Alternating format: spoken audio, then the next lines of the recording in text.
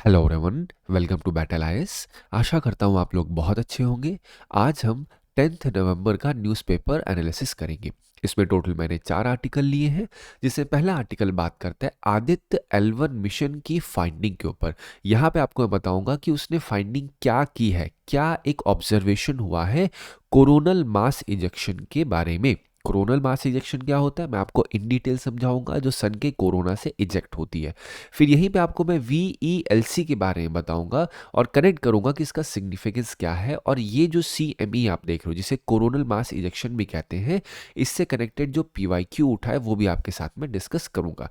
Next article बात करता है ICAR के ऊपर, जिसे आप लोग कहते हो Indian council of agriculture research की स्टडी हुई है। किसके ऊपर? सॉइल का जो ऑर्गेनिक कार्बन होता है उसका डिग्रेडेशन कैसे हो रहा है इंडिया में। यहाँ पे आपको बताऊंगा ये ऑर्गेनिक कार्बन होता क्या है सॉइल के अंदर, मिट्टी के अंदर। फिर यहीं पे आपको मैं बायोचर के बारे में बताऊंगा बताऊंगा कैसे फर्टिलाइजर के ज़्यादा यूज़ करने से सॉइल के अंदर की कार्बन डिग्रेड होती है। और इससे कनेक्टेड जो PYQ उठा है वो आपके साथ में डिस्कस करूंगा। नेक्स्ट आर्टिकल बात करता है सुप्रीम कोर्ट ने एक जजमेंट में कहा है कि जो स्टेट है उसको ट्रांसपेरेंसी मेंटेन करनी होगी। अगर कभी भी कोई भी रिलीजियस केस चल रहा है, वहां पे सेक्युलरिज्म के कॉन्सेप्ट को बहुत अच्छे से फॉलो करना होगा। अभी आपको नहीं भी समझ में आएगा, बट जब ये आर्टिकल बताऊंगा तो इन डिटेल आपको सारी की सारी चीज समझ में आ जाएगी। यहीं पे आपके साथ में डिस्कस करूंगा कि क्यों why secular word was added in our Indian constitution. इसके साथ में इससे कनेक्टेड अप्रॉक्सीमेटली 4 से 5 क्वेश्चंस में इसमें उठे हुए हैं। जैसे ये देख रहे हो, इसका क्वेश्चन ये है जो कि GS2 2019 में था। What are the challenges to our cultural practices in the name of secularism. तो आप देखोगे कि यहाँ पे जो पॉइंट बताऊंगा इस आर्टिकल के पॉइंट्स का आप इस्तेमाल कर पाएंगे इस क्वेश्चन को आंसर करने में। नेक्स्ट आर्टिकल बात करता है फंक्शनल फूड और स्मार्ट प्रोटीन के ऊपर। बेसिकली यहाँ पे इंडिया में जो नेक्स्ट न्यूट्रिशन रेवोल्यूशन होने की बात हो रही है। अभी हम लोग क्या होते हैं, कहीं ना कहीं बहुत ज़्यादा कुछ भी खाना खाते हैं बिना ध्यान दिए हुए न्यूट्रिशन उसमें कितना है। बट ये आर्टिकल डिस्कस करेगा कि भैया आखिर जो इंडिया में न्यूट्रिशनल रेवोल्यूशन की बात हो रही है उसमें किस तरीके से फंक्शनल फूड और स्मार्ट प्रोटीन एक बहुत ही अहम रोल प्ले करेगा। फिर यहीं पे आपको मैं दोनों फूड के बारे में बताऊंगा। यहाँ पे फिर आपको मैं food security food safety act के बारे में बताऊंगा, उसकी स्टैट्यूटरी बॉडी FSSAI के बारे में बताऊंगा, और उससे कनेक्टेड जो PYQ उठा है वो भी आपके साथ में डिस्कस करूंगा। इस पूरे आर्टिकल की समरी आप बैटल आइस के टेलीग्राम चैनल से डाउनलोड कर सकते हैं। अभी आज थोड़ा सा आर्टिकल डिले हो गया है बेटा डालने में, बट स्टिल मैं कोशिश करता हूँ कि by the end of the day आपको मैं आर्टिकल प्रोवाइड कर दूं पूरा द हिंदू का। ठीक है, चलिए स्टार्ट करते हैं अपना पहला आर्टिकल। पहला आर्टिकल क्या कह रहा है आप देखिए, Aditya L1 gets a close look at eruption from the sun. पहले मैं आपको इस आर्टिकल के बारे में समझाता हूँ। बेसिकली हुआ क्या है यहाँ पे, विजिबल एमिशन लाइन कोरोनोग्राफ, ये आदित्य L1 सैटेलाइट के ऊपर एक मशीन समझ लो रखी हुई है। तो उस मशीन ने क्या किया है कि ये जो आप क्या है, जो आपका कोरोना होता है सन का, कोरोना मतलब क्या होता है, जो आउटर लेयर होती है सन की, उसको प्रॉपर तरीके से ऑब्जर्व किया है। और यहीं पे देखा गया है कि जो सन की कोरोना, इसलिए देख क्या लिखा है, फर्स्ट एवर यहाँ पे कोरोनल मास इजेक्शन जो है उसको विजिबल तरीके से विजिबल रेंज में ला करके देखा गया है। अब ये चीज़ कहीं ना कहीं बहुत ही बड़ा माइलस्टोन इसलिए होता है क्योंकि यहाँ पे आदित्य L1 मिशन जो है वो इंडिया की तरफ से लॉन्च किया गया मिशन है, और ये नासा का भी कोलैबोरेशन था। इस वजह से ये जो आपकी फर्स्ट स्पेक्ट्रोस्कोपिक ऑब्जर्वेशन है, या बेसिकली आप ये समझो ये आपका कोरोनल मास इजेक्शन जो है, इसको सैटेलाइट ने प्रॉपर तरीके से ऑब्जर्व किया। बस यही मतलब है, और डिटेल में नहीं जाना इसका। तो अब मैं आपको बताता हूँ what is coronal mass ejection, जहां पे जिस चीज की जितनी डिटेल है आपको उतना ही जानना है। अब देखो क्या लिखा है, कोरोनल, मैंने कहा कोरोना मतलब क्या होता है, सन की जो आउटर लेयर होती है उसको कोरोना कहते हैं। तो यहां से जो इजेक्ट होने वाला प्लाज्मा होता है उसी को हम लोग कहते हैं कोरोनल मास इजेक्शन। ठीक है, इसी को कहते हैं ह्यूज बर्स्ट ऑफ प्लाज्मा, और एक मैग्नेटिक फील्ड जो कि रिलीज होती है सन के कोरोना से स्पेस में। तो जब कभी सन के कोरोना से रिलीज होती है तो ये जो अर्थ आप देख रहे हो इसकी एक मैग्नेटिक फील्ड होती है, तो उसकी मैग्नेटिक फील्ड को भी डिसरप्ट करता है। और उसको डिसरप्शन से क्या होता है, जो पावर ग्रिड्स होते हैं, फिर यहीं पे और क्या होता है, जो नेटवर्क होता है वो भी काफ़ी ज़्यादा इम्पैक्ट हो जाता है। नेटवर्क इम्पैक्ट होता है, दैट मीन्स कम्युनिकेशन भी इम्पैक्ट होगा, क्योंकि ये जो आपका CME होता है इसमें चार्ज पार्टिकल्स होते हैं, पर्टिकुलरली इलेक्ट्रॉन और प्रोटॉन। तो ये कहीं ना कहीं अर्थ के ऊपर भी इम्पैक्ट करते हैं। तो आपको समझ में आ गया what is meaning of coronal mass ejection, मतलब जो सन के कोरोना से इजेक्ट होने वाला प्लाज्मा होता है उसी को CME कहते हैं। अब यहाँ पे आपने देखा Aditya L1, what is meaning of L1? L1 is basically lag range, ठीक है। तो लैग रेंज कुछ अलग नहीं है रॉकेट साइंस, लैग रेंज एक आपका क्या, एक साइंटिस्ट का नाम है बेसिकली लैग रेंज। तो उन्होंने क्या किया था, उन्होंने इस चीज़ की डिस्कवरी की थी कि भैया सन और अर्थ के बीच में कुछ पॉइंट्स हैं जहाँ पे जो सन का आपकी ग्रेविटी है और जो अर्थ की ग्रेविटी है वो आपस में कहीं ना कहीं मैच होती है। तो ये जो L1 पॉइंट आप नोटिस करोगे बेटा यहाँ पे, तो L1 पॉइंट क्या है, यहाँ अर्थ की जो ग्रेविटी है और जो सन की ग्रेविटी है ये आपस में इसको यहाँ बांध देती है, ठीक है। मतलब ये इक्वल टू हो जाता है, यहाँ से अगर 4 लग रहा है तो यहाँ से 4 लग जाएगा। तो बराबर होने पे यहाँ पे ऑब्जेक्ट मतलब आदित्य L1 जो लिखा गया, मतलब आदित्य सैटेलाइट को यहाँ पे इस पॉइंट पे रखा गया। इससे क्या होता है, वो यही भी स्टेबल हो जाती है पूरी तरीके से, ठीक है। तो वही सेम चीज क्या है, इसको इमेजिन करिए अर्थ और सन दोनों पुल कर रहे हैं, ये इसको यहाँ पे 4 यूनिट का दम लगा के अपनी तरफ पुल कर रहा है और वही इक्वल टू 4 यूनिट यहाँ लग जा रहा है, तो दोनों का दोनों बराबर हो जा रहा है। तो पर्टिकुलरली यहाँ पे 4-5 स्पॉट्स डाले गए। एक तो L1 ये रहा, फिर जो ये L2 देख रहे हो ये इस तरफ है, ठीक है। फिर आप यहाँ पे देखोगे L4 देखो तो क्या है, एक इक्विलैटरल ट्रायंगल बना रहा है यहाँ पे। L3 देखोगे तो सन के बैक में है, ठीक है। तो ये सारे 5 स्पेशल स्पॉट्स हैं। तो अब यहाँ पे क्या है, जो आदित्य L1 है वो L1 पे सिट करता है और यहीं पे क्या होता है, यहाँ पे 24 आवर्स जो होता है वो सन की विजिबिलिटी प्रॉपर रहती है यहाँ पे, और यहाँ पे अर्थ किसी भी तरीके से किसी व्यू को ब्लॉक नहीं कर पाता, इसलिए L1 पॉइंट बहुत ज़्यादा ज़रूरी है। अब मैंने आपको बताया L4 के बारे में, तो आप नोटिस करो CDS 224 में, UPSC CDS 24 में क्या है, L4 जो है वो क्या है, तो आप देखोगे ये इक्विलैटरल ट्राइंगल ही तो बना रहा है। देखिए L4 ये आपका सन है, ये आपका अर्थ है, तो ये बेसिकली क्या है, एक इक्वल ट्राइंगल मतलब इक्विलैटरल ट्राइंगल बना रहा है। तो यहाँ से क्या होता है, आप थीम का आइडिया ले सकते हो कि यूपीएससी ऐसे क्वेश्चंस पिक करता है, ठीक है। चलो अब मैं बात करता हूं जो एक VELC जहां से ये चीज देखी गई, इसका नाम क्या है, विजिबल एमिशन लाइन कोरोनोग्राफ। ये पेलोड है जो आदित्य L1 पे क्या रखा गया है। तो ये पहला सोलर मिशन था बेसिकली इंडिया का। तो ये इंडियन इंस्टीट्यूट ऑफ एस्ट्रोफिजिक्स के द्वारा ये पेलोड बनाया गया था। ये क्या करता है, जो सन का सोलर कोरोना होता है उसको पूरी तरीके से क्या करता है, ये व्यू करता है, स्टडी करता है, ब्लॉक करके सन की सनलाइट। अब देखिए यहाँ पे सनलाइट भी तो दे रहा है, तो सनलाइट की जो वेवलेंथ होती है उसको पूरी तरीके से ब्लॉक कर देता है ये VELC, और देखता क्या है, केवल और केवल कोरोना को विजिबल करता है ये जो आपका VELC आप देख रहे हो। तो इसी वजह से कहा गया ये क्या करता है, CME मतलब कोरोनल मास इजेक्शन प्रॉपर तरीके से विजिबल हो पाता है। नहीं तो सन की इतनी सनलाइट है कि वो दिख ही नहीं पाता अंदर वाला कोरोना, बट ये जो विजिबल पेलोड है ये क्या करेगा, ये सनलाइट को ब्लॉक कर देगा, केवल किस पे ध्यान देगा, जो आपका CME हो रहा है। तो आई होप आपको ये आइडिया लग चुका हो क्या है ये प्रॉपर तरीके से। अब नोटिस करो अ मेजर सोलर स्टॉर्म, मतलब यहाँ पे CME के ऊपर बात हो रही, 2022 का क्वेश्चन है। पूछ रहे हैं कि भैया यहाँ पे कौन कौन से पॉसिबल इफेक्ट हो सकते हैं। यहाँ पे दूसरा पढ़िए, सुनामी क्या ऑकर हो सकती है, कि आप सोच के देखो, ये तो एक तरीके से प्लाज्मा का बस्ट हो रहा है ना सन की तरफ से, कहाँ पे, अर्थ की मैग्नेटिक फील्ड में। तो क्या अर्थ की मैग्नेटिक फील्ड पे इतना इंपैक्ट पड़ेगा कि सुनामी हो जाएगी, आप सोच के देखो, अंदाजा लगाओ। नहीं, तो बेसिकली जब इतने सारे आ गए तो 2 जहां जहां आप उसको हटा देंगे, आप बाय डिफॉल्ट 3 पे आ जाएंगे।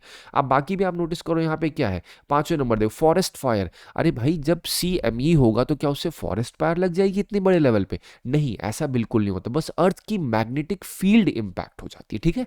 आई होप आपको ये आर्टिकल का एक ओवरऑल व्यू समझ में आ चुका होगा कि आर्टिकल क्या क्या रहा था।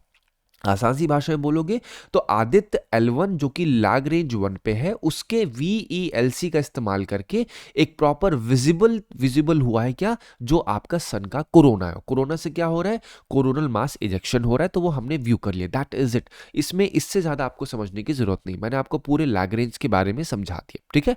चलो अब बात करते हैं हम लोग नेक्स्ट आर्टिकल पे। नेक्स्ट आर्टिकल क्या कहता है, ICR की स्टडी हुई है सॉइल का जो ऑर्गेनिक कार्बन होता है उसके ऊपर, ठीक है।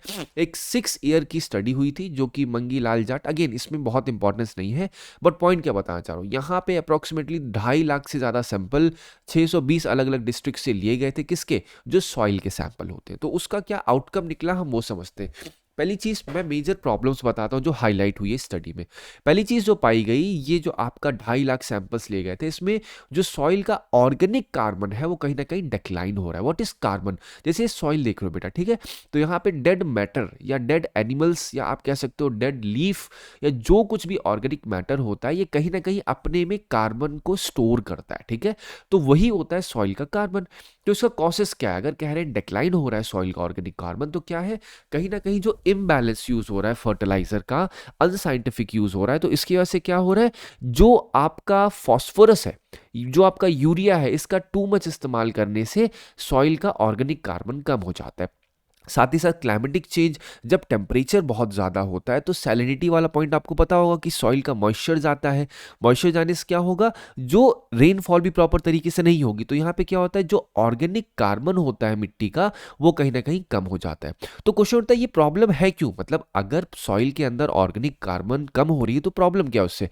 भैया प्रॉब्लम यही है ना कि अगर ऑर्गेनिक मैटर होगा ही नहीं तो सॉइल की पुअर हेल्थ होगी, जो सॉइल के अंदर माइक्रो न्यूट्रिएंट्स होते हैं उनकी डेफिशिएंसी हो जाएगी और क्रॉप्स को प्रॉपर तरीके से न्यूट्रिएंट नहीं मिल पाएगा। जैसे आपको शरीर में किसकी जरूरत है? आपके शरीर में न्यूट्रिएंट्स की जरूरत है, ताकत की जरूरत है, वो सब कहाँ से मिलेगा? खाने से मिलेगा।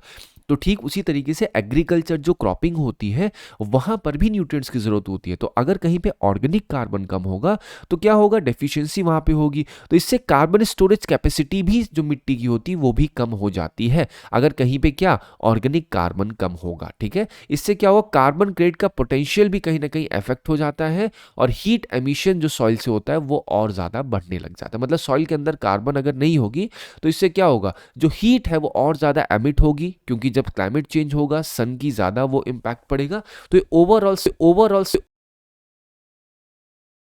डालेगा, ठीक है। चलो अब बात करते हैं सॉइल कार्बन के बारे में। ये क्या है आपको मैंने ऑलरेडी समझा दिया। बेसिकली कार्बन है जो मिट्टी के अंदर स्टोर होता है, इसका बेनिफिट क्या है, ये सॉइल को फर्टाइल लगता है, वाटर को होल्ड करने में मदद करता है, जो मिट्टी के अंदर माइक्रोब्स होते हैं उनको फीड करता है, ये सॉइल के स्ट्रक्चर को इंप्रूव करता है, और जो कार्बन होती है उसको चेंज बोलते हैं ना, जो कार्बन को ट्रैप करने में कहीं ना कहीं ये बहुत ज़्यादा मदद करता है। तो ये बेसिकली क्या हो गया, ये बेनिफिट्स है किसका, जो आपकी मिट्टी के अंदर कार्बन स्टोर होती है, इसको बेसिकली कहा जाता है लाइफ एनर्जी होती है सॉइल की। तो मैंने आपको सॉइल कार्बन कहा, तो यहाँ पे आपको पता होना चाहिए carbon capture and carbon sequestration. Question उठता है कार्बन कैप्चर और कार्बन सीक्वेस्ट्रेशन में सॉइल की क्या अहम बहुत रोल है? Answer is absolutely yes. बहुत सारे क्वेश्चंस कार्बन सीक्वेस्ट्रेशन के ऊपर पूछे गए। अगर आसान सी भाषा में पूछा जाए व्हाट इज कार्बन सीक्वेस्ट्रेशन, तो आप हवा में कार्बन देख रहे हो, उसको आप पकड़ लोगे मुट्ठी में तो कहोगे कैप्चर कर लिया, और मुट्ठी में पकड़ के अगर आपने जेब में, मैं आपको ऐसे एकदम मेटाफोरिकली बता रहा हूँ, आपने जेब में पैक कर लिया उसको, मतलब कार्बन आपकी जेब से बाहर नहीं जा पा रही, तो क्या होगा, कार्बन सीक्वेस्ट्रेशन कहलाएगा। तो sequestration is nothing but just tapping carbon in such a way कि वो बाहर ना निकल पाए। तो सॉइल भी कहीं ना कहीं बहुत ही अहम रोल प्ले करता है कार्बन को सीक्वेस्टर करने में। और क्या करता है, आपने मैनग्रोव्स के बारे में मैंने आपको बताया था, और इससे कनेक्टेड क्वेश्चंस जोड़ते हैं, मैनग्रोव्स ही बहुत बड़ी मात्रा में स्टोर करता है कार्बन को, ठीक है। चलो अब क्वेश्चन आता है बायोचर, मतलब और क्या तरीका हो सकता है जिससे हम कहीं ना कहीं सॉइल के अंदर की कार्बन को इम्प्रोवाइज कर सके। तो वहाँ पे बायोचर एक बहुत ही स्पेशल काइंड का चारकोल, बेसिकली कोयला देखते हो ना, तो एक कोयला किससे बन रहा है, ये प्लांट के वेस्ट से, जैसे वेस्ट क्या होता है, प्लांट का वुड होता है, क्रॉप रेसिड्यू होता है, लीव्स होता है, इन सब को मिला करके, इस वेस्ट को मिला के हीट किया जाता है विदाउट ऑक्सीजन। तो जो ये मिलता है इसको बायोचर बेसिकली कहलाते हैं। ब्लैक पाउडर तरीके से चाइनी टंग्स होता है। यूजफुल क्यों है, क्योंकि ये जो आपका सॉइल के अंदर कार्बन की स्टोरेज होती है उसको कहीं ना कहीं रिस्टोर करने में मदद करता है और सॉइल की हेल्थ को इंप्रूव करता है, माइक्रोब्स ग्रो करने में मदद करता है। अगर आप नोटिस करोगे यहाँ पे क्या कह रहा हूँ, ये कह रहा है कि भैया यहाँ पे माइक्रोब्स जो होंगे वो कहीं ना कहीं बहुत ज़्यादा डेफिशिएंट हो जाएंगे। यहाँ पे क्या लगेगा, सॉइल की पुअर हेल्थ और सॉइल की जो जो फर्टिलिटी है वो कहीं ना कहीं लूज हो जाती है। जैसे लिखा है फीड्स माइक्रोब सॉइल कार्बन, तो अगर सॉइल कार्बन कम होगा तो कहीं ना कहीं क्या होगा, बायोचर मदद करेगा, कार्बन को लॉक करने में मदद करता है बायोचर।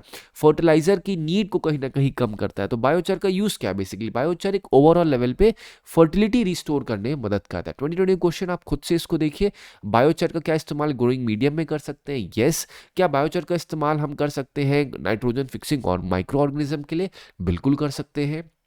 क्या बायोचर का इस्तेमाल हम कर सकते हैं मतलब ऐसा ग्रोइंग मीडियम जिससे क्या हो, वाटर रिटेन हो लॉन्गर समय के लिए? तो एब्सोल्युटली राइट। तो यहाँ पे 1 2 3 ऑल आर करेक्ट। ठीक है, चलिए अब बात करते हैं हम लोग नेक्स्ट आर्टिकल पर। नेक्स्ट आर्टिकल क्या बात कर रहा है, वो आर्टिकल बहुत छोटा सा है बट कुछ की पॉइंट है।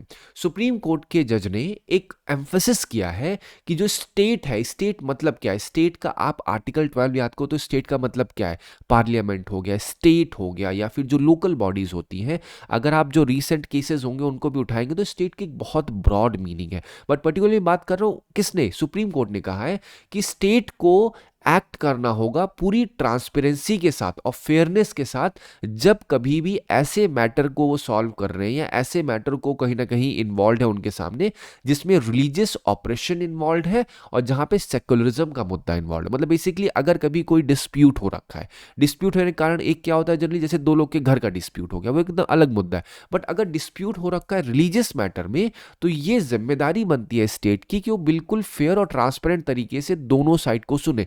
ये ना हो कि अगर कोई बोलते हैं ना सत्ता में कोई एक एक्स धर्म का बैठा हुआ है तो अगर उसके वाई धर्म वाला इंसान कहीं ना कहीं क्या है, निर्दोष है, तो उस वाई धर्म को भी दोषी ठहराया जा रहा है। तो सुप्रीम कोर्ट ने इस चीज के ऊपर स्ट्रिक्टली कहा है, उन्होंने कहा है कि भैया इंडिया का अपना खुद का सेकुलरिज्म का मॉडल है जहां पे क्या होता है, स्टेट ना ही प्रमोट करता है ना ही पिनलाइज करता है किसी के धर्म को, और स्टेट मशीनरी क्या है, ये लोगों के द्वारा रन की जाती है और वो लोग अलग अलग धर्म संप्रदाय के होते हैं।